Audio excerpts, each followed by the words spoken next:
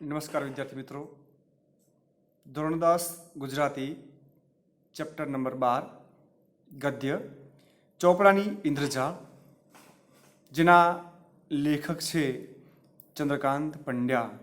જન્મ 31/8/1920, અવસાન 13/10/2001.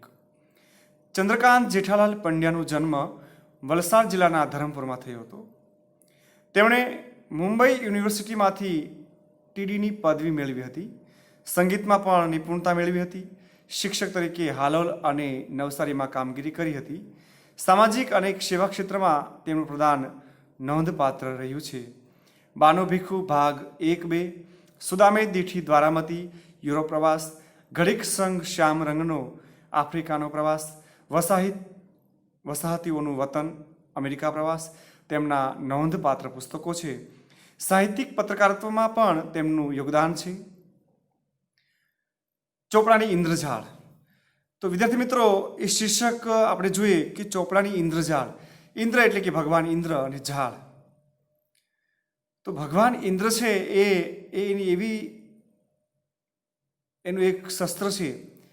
એ એવી એના દુશ્મનો ઉપર, રાક્ષસો ઉપર એવી ઝાળ ફેંકે કે એમાંથી એ ઝાળ ઉકેલી શકે નહીં અને એમાંથી એ બહાર આવી શકે નહીં. તો અહીં ચોપડાની ઇન્દ્રજાળ.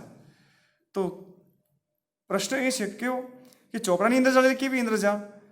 તો કે શેઠ શાહુકારો હોય એ ચોપડામાં સફેદ ઉપર કાળું એ લખી જ જાય. તો વ્યાજનું વ્યાજ ને, ચક્રવૃત્તિ વ્યાજ ને, એનું વ્યાજ ને, અને એ વ્યાજ ભરી અને પેલા જે દેવાદાર હોય ખેડૂત, એ ખરેખર એમાંથી બહાર આવી જ ન શકે, એ લેણું છે એ ભરી જ ન શકે. તો એવી આ ચોપડાની માયાજાળમાંથી આ ખેડૂત છે, એ ગરીબ વ્યક્તિ છે, એ નીકળી ન શકે. તો એવી જાળ એટલે કે અહીં ચોપડાની ઇન્દ્રજાળ. ભીખુએ બાળપણમાં જોયેલી વ્યાજખોરી અને ગરીબી આ આત્મકથા ખંડમાં રજૂ થઈ છે. અહીં શાહુકારો દ્વારા ગરીબ અભણ લોકોનું કેવું શોષણ થતું તેનું તાદૃશ્ય ચિત્ર ઉપસાયું છે. આવું માત્ર ગુજરાતમાં જ છે એવું નથી, પણ સમગ્ર ભારતમાં આ પરિસ્થિતિ છે.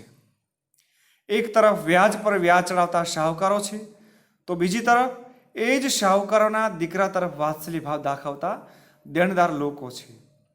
જીવલાની કરુણ સ્થિતિ જોઈને કિશોર ભીખુમાં સૂક્ષ્મ પરિવર્તન આવે છે, જેના કારણે એ દેવાના ચોપડા ફાડી નાખીને કરજમાંથી મુક્ત કરે છે.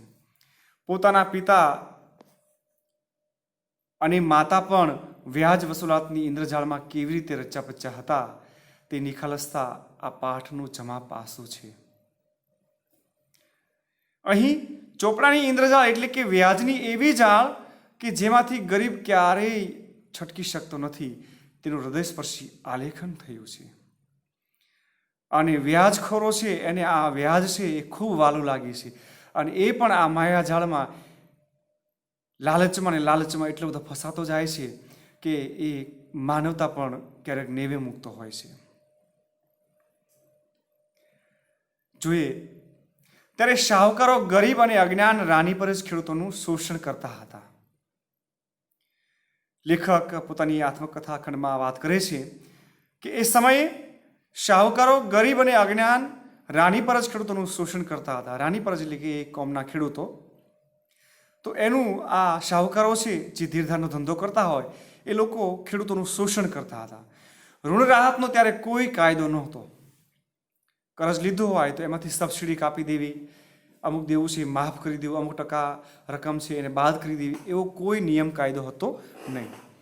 તેમાં દેશી રાજ્યમાં તો આવા શોષણખોરોને ઘી કેળા હતા. ઘી કેળા હોય એટલે કે ખૂબ મજા હોય, ખૂબ સુખી હોય,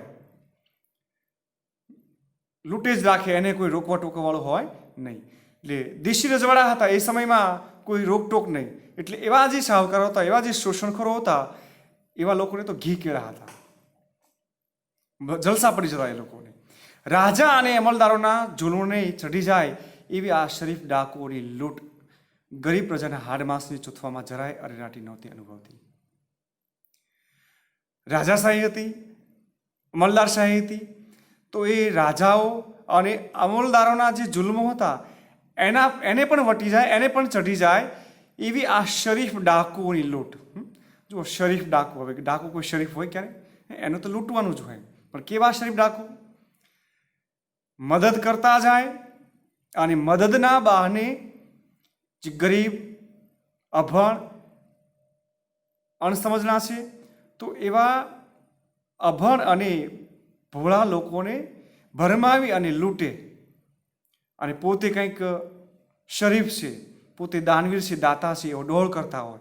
તો એવા આ શરીફ ડાકુની લૂંટ ગરીબ પ્રજાના હાડ માંસને ચૂથવામાં જરાય અરેરાટી નહોતી અનુભવતી. એટલે ગરીબોનું લોહી ચૂસવામાં જ એમને રસ હતો. એમને સહેજ પણ માનવતા જેવું રહ્યું નહોતું. એમના હૃદયમાં સહેજ પણ દયાનો છાંટો ન જોવા મળે. કચડાયેલી પ્રજાનો કોઈ ધણીધોરી નહોતો. હવે રાજાશાહીનો સમય એટલે શાહુકારો લૂંટે, શેઠિયાઓ લૂંટે, રજવાડામાં એમને કર ભરવો પડે, અમલદારો લૂંટે, એટલે ખેડૂતોને તે બધે ચૂકવવું જ પડતું. એટલે એવી આ કચડાયેલી પ્રજાનો કોઈ ધણીધોરી નહોતું, એમનું કોઈ સાંભળવાવાળું નહોતું. રાંકડી ભોળી લંગોટિયા પ્રજા મૂંગા ઢોર કરતાં બદતર જીવન જીવતી. રાંકડી એટલે સાવ રાંક.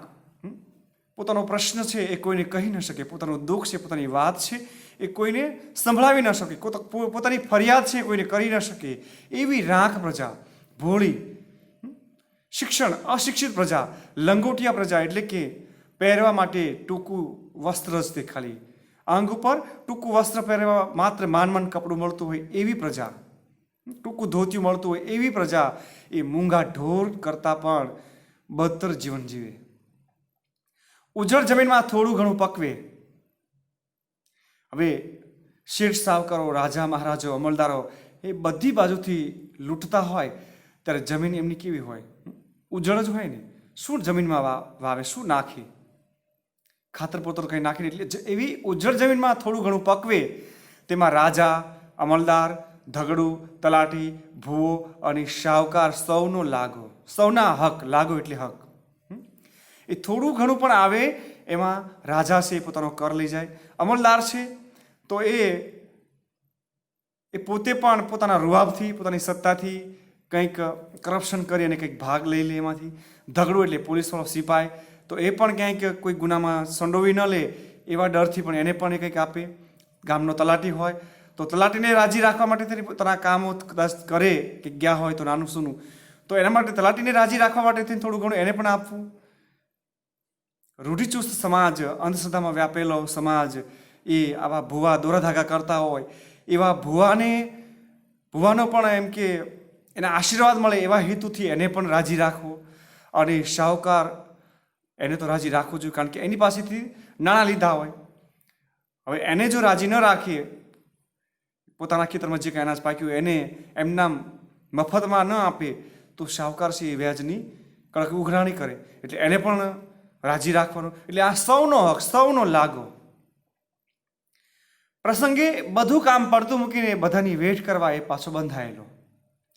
હવે આ લોકોના ઘરે કોઈ પણ પ્રસંગ હોય તો એમ નામ કોરી પચ્ચીમાં સાવ મફતમાં એક પાંચ્યું પણ કોઈ બંધાવે નહીં. એવી રીતે બધું કામ, પોતાનું બધું કામ પડતું મૂકીને એ બધાની વેઠ કરવા એ પાછો બંધાયેલો. આવી દયનીય સ્થિતિ આ લોકોની હતી. ગુલામથી પણ બદતર જિંદગી એ જીવે ને ઉજળા ભણેલા લોકો એની લાચારીનો લાભ ઉઠાવે. કહેવાતા ઉજળા અને સુધરેલા ભણેલા લોકો એની આ લાચારી, એની આ ગરીબી, એની આ ભોળપણાનો લાભ ઉઠાવે. અને જગત ખરેખર એવું જ છે. બોલે એના બોર વેચાય, ન બોલે એના ન વેચાય. જે ભોળું છે, જ્યાં ઢીલાસ છે, જ્યાં પોચું છે ને ત્યાં જ એમ કહેવાય ને કે ત્યાં જ માણસ રૂઆબ જમાવે. 1755 ગણિત ગણનાર શાહુકારના ચોપડાની ઇન્દ્રજાળ એવી કે એની 7 પેઢી પણ ઋણમાંથી કદી મુક્ત ન થઈ શકે. આ શેઠિયાઓનું ગણિત એ સમયના કે 1755, હવે ક્યાં 75 ને ક્યાં 95. એટલે આવું આ ગણિત ગણનાર શાહુકારના ચોપડાની ઇન્દ્રજાળ એની 7 પેઢીમાં પણ એ ઋણમાંથી કદી મુક્ત થઈ શકે નહીં. હવે પહેલાં તો વિચાર, સાવ ભોળી રાકડી પજા, ભણેલી ગણેલી નહીં, એટલે શેઠે કીધું હશે તે સાચું જ કીધું હશે ને. શેઠ કાંઈ થોડું ખોટું બોલે? શેઠ તો ભણેલા કહેવાય, એમને તો ગણિત પાકું હોય, એમનો હિસાબ કોઈ કાચો હોય નહીં, એમના હિસાબમાં કોઈ ભૂલ હોય જ નહીં. આવું ભૂલપણ, આવો વિશ્વાસ આ ગરીબ પ્રજા છે એ રાખતી હોય, અને એ ભૂલપણમાં આ એમની 7 પેઢી છે એ ક્યારેય ઋણમાંથી કદી મુક્ત થઈ શકે નહીં. મારા પિતાજીને શાહુકારી કરી પૈસા કમાવાનો કિમિયો કોઈ ભાઈબંધે બતાવેલો.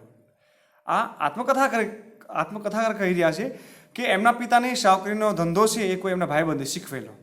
એટલે લોભે ખેતી સાથે તીરધારનો ધંધો પણ કરતા. પિતાજીને હાવકાર કહીને સૌ બોલાવે. હવે આ વ્યાજ વટાનું કામ, વ્યાજ આવે એ કોને ન ગમે? બેઠા બેઠા એ બધી કોરથી પૈસો જ આવે રાખી. અત્યારે તો લાયસન્સ વગરના તે મંડી પડ્યા છે વ્યાજ વસૂલાત કરવા માટે. કદાચ 2%, 1.5%, 2% એ વ્યાજ છે એ કોઈની મદદરૂપ બનવા માટે થઈ આને લેતા હોય તો એ કદાચ યોગ્ય હશે મારી દ્રષ્ટિએ. પરંતુ મેં તો એવી પણ વાત સાંભળી છે કે 10% વ્યાજ, 100ની પાછળ 10% વ્યાજ.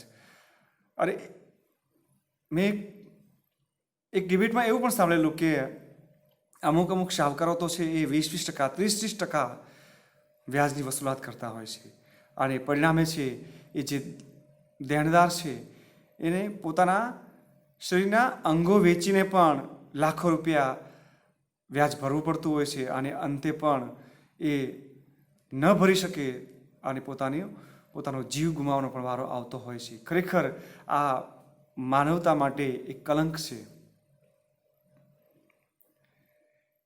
એટલે આ લેખક છે એ લેખકના પિતા છે એ લોભે ખેતીની સાથે આ નાણાંનો ધીરધારનો ધંધો પણ કરતા. પિતાજીને હાવકાર કહીને સૌ બોલાવે. એમના પિતાજીને શાહુકારને પણ દેશી શબ્દમાં હાવકાર કહીને બોલાવે.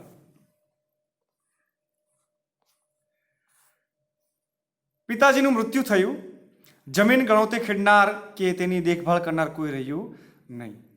લેખકના પિતાજીનું સમયાંતરે મૃત્યુ થયું, અને જમીન છે એ કોઈ ભાગવી રાખનાર કે ગણોતે ખેડનાર કે એની સારસંભાળ દેખભાળ રાખનાર કોઈ મળ્યું નહીં. એટલે અમે મૂળ શેઠને સોંપી દીધી. આ જમીન છે એ એના મૂળ શેઠને સોંપી દીધી. હવે ગુજરાતના સાધન તરીકે દુજાણું અને પિતાજીની ઉઘરાણી એ બે જ રહ્યા હતા. પોતાના ઘરનું ગુજરાન ચલાવવું, એના માટે સાધન તરીકે ઢોર ઢાખર, દૂધના ઢોર, ને પિતાજીની જે વ્યાજે જે પૈસા આપ્યા હતા એના ઉઘરાણા આ બે જ રહ્યા હતા. વિધવા બાને માથે 2 નાના દીકરા, 1 નાની દીકરી, ઉપરાંત 3 પરણેલી બહેનોના વ્યવહાર સાચવવાની બધી જ જવાબદારી હતી. આ લેખક કહી રહ્યા છે, આત્મકથાકાર, કે એના બાને માથે એ જવાબદારી હતી કે 2 નાના દીકરા, 1 નાની દીકરી, એ ઉપરાંત એની પરણેલી 3 બહેનો, અને એમનો જે વ્યવહાર સાચવવાની એ બધી જ જવાબદારી એમના માથે હતી. એક નાનું ખેતર બાપુજીને નામે હતું, તે બહુ ઉપજાઉ નહીં. એક ખેતર હતું એમના પિતાજીના નામે, પણ એમાંથી કંઈ બહુ પાકતું નહીં, ઉપજતું નહીં. એટલે નાની બહેનના લગ્ન વખતે આર્થિક સંકટાશને કારણે વેચી દેવું પડ્યું હતું. એ ખેતર હતું એ પણ આર્થિક સંકટના કારણે નાની બહેનના લગ્ન પ્રસંગે એ પણ વેચી દીધું. બા બિચારી રાત દિવસ ઢોર વેતરું કરે, કદી જંપીને ન બેસે. આ એમના બા છે એ રાત દિવસ છે એ ઢોર ઢાખરની સેવા કરે, એનું જે વાસીદા કરે, અને ક્યારેય જંપીને શાંતિથી બેસીને એ કામ કરે જ રાખે. કોઈને ત્યાં જરૂર પડે રાંધી આપે, રસોઈ કરી આવે. ત્યાં માંડ 2 ટંક રોટલા મળે, રસોઈ કરી આવે, અને એમાંથી કંઈક ત્યાંથી લેતા પણ આવે, અથવા તો એની કંઈ મજૂરી જે મળી હોય એમાંથી પોતાનું ગુજરાન ચલાવતા હોય. બાપુજી શાહુકારીનો ધંધો કરતા, પણ ઘરમાં ભાગ્યે જ કશી બચત મૂકી ગયેલા. હવે એમના પિતા છે એ વ્યાજ વસૂલાત શાહુકારીનો ધંધો કરતા, પણ ભાગ્યે જેમ કે થોડી ઘણી રકમ એ બચત છે એ મૂકી ગયેલા. એ જમાનો પણ સોંગારત નહોતો, ખૂબ સોંઘવારીનો જમાનો હતો, બધું સસ્તું હતું. 10 રૂપિયે હારો ભાત, 10 રૂપિયે હારો ભાત, એટલે 10 રૂપિયા કિલો કદાચ ભાત મળતા હશે, 10ના મણ કે કિલો. એ જ પ્રમાણે બધી ચીજ વસ્તુ એમાં બચત સી રીતે થાય?